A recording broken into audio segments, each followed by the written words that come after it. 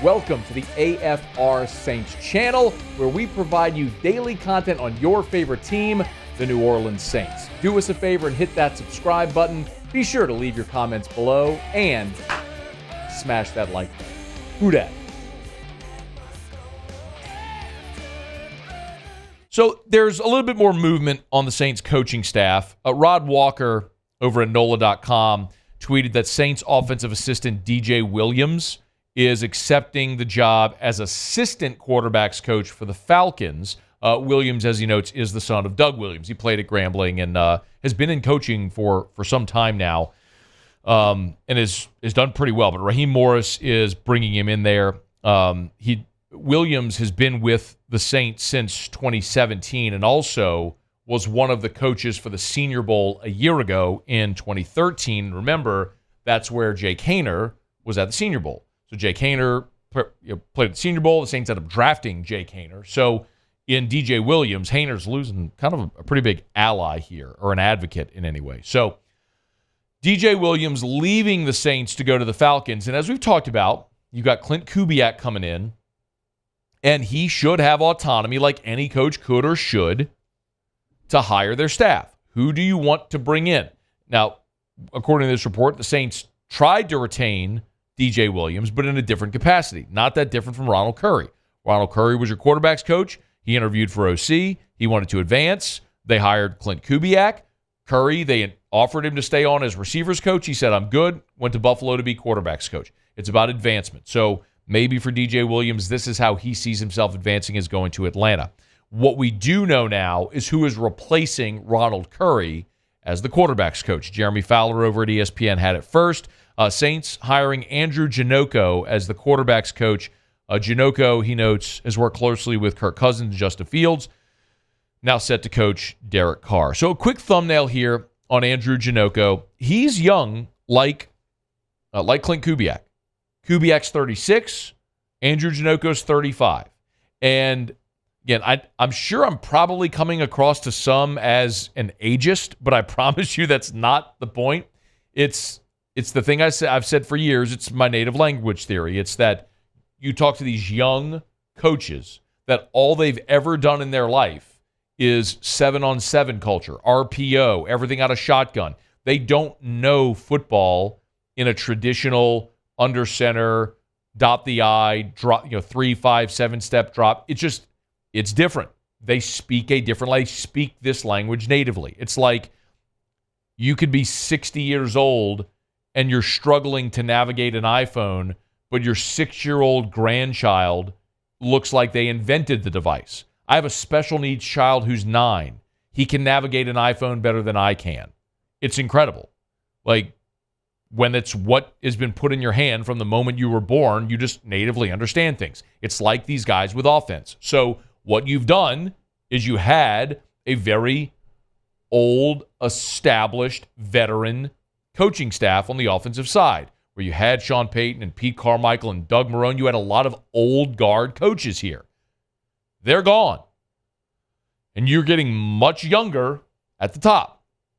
Okay, it's different. Generally, with any coaching hire, you try to go opposite of the thing you were doing. If what you were doing wasn't working such that it necessitated firing coaches, naturally, you do something different. So they're getting younger. So Kubiak, 36 years old. Andrew Janocko, 35 years old. He was a college quarterback at Pitt and started his college career as a GA at Rutgers. His coaching career as a GA at Rutgers. Spent a couple of years in Tampa in 12 and 13, and then to the high school ranks, and then went to actually Mercyhurst. I assume that's a high school. I don't know. And then got into the NFL with the Vikings in 2015. And from 2015 to 2021, he held a variety of roles with the Minnesota Vikings. Quality control, assistant offensive line coach, a co-offensive line coach, wide receivers coach, and then ultimately quarterbacks coach. So he held a variety of different roles over parts of 7 seasons, and then the last 2 years, he was in Chicago as the quarterbacks coach with the Bears. Now, here's the connective tissue, because coaching is incestuous, and guys always end up hiring guys they work with, know, etc. In 2018 with the Vikings, Janocko was the assistant offensive line coach behind Vikings offensive line coach Clancy Barone. Clancy Barone is current Saints tight ends coach Clancy Barone.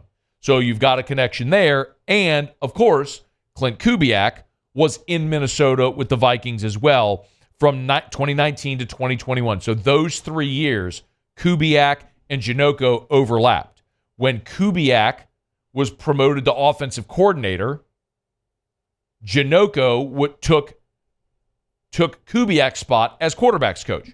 Kubiak was quarterback's coach, got promoted to OC. Janocko went from offensive line coach to quarterback's coach.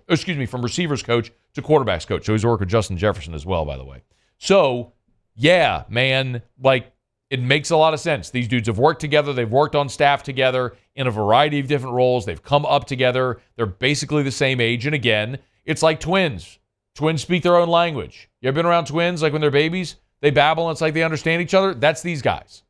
So, yeah, I'm not about keeping things status quo, especially when your offense wasn't very good. Give me synergy on staff with guys that know each other, that have a shared vision, shared path, and can advance this offense because Lord knows you need it right now. For what it's worth, Andrew Janocko went and dug this up today.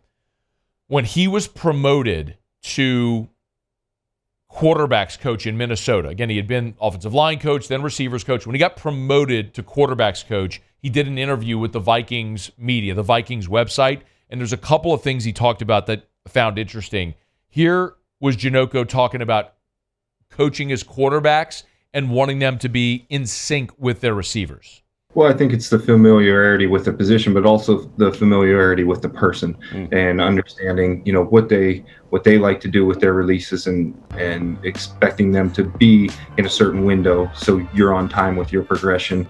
But understanding how they're put together and how they get to that spot, I think that'll be beneficial going forward, where we can use some of those advantages of bringing even more familiarity to that room. Keep in mind, he was the receivers coach during Justin Jefferson's rookie season. You had Jefferson and Thielen, and then moved into the quarterback's coach role, and we continue to see those two flourish. So that's very encouraging. One more from Janocko.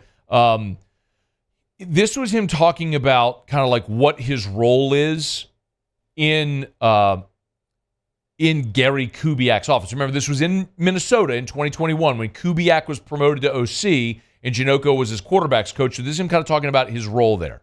The way Coach Kub's planned it and the way Clint's approaching it now, everything's tied in together and everything has to make sense together. So, the run game, the pass game, the protections, and having that all on your play on every play, it puts into perspective how cool it is to play quarterback and then, just bringing that into light with working in that room has been fun so far. You sincerely hope that this is the tandem that's able to maximize Derek Carr. I mean, that's the idea here.